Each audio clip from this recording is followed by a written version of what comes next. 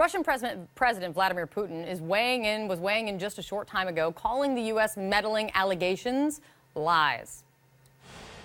I just want to be very clear about this. You and the Russian government did never try to influence the outcome of the U.S. presidential election, and there will be no evidence found.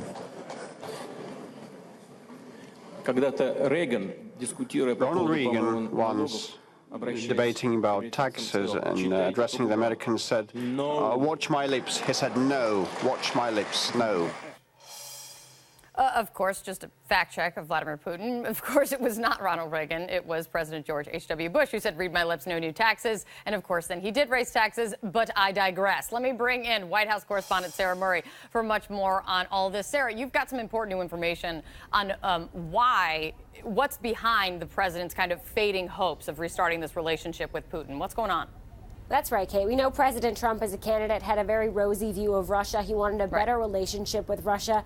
Now we're being told by administration officials that those hopes are beginning to fade. They were initially hoping for some kind of grand bargain, something to deal with Ukraine, to deal with Syria, to deal with combating ISIS.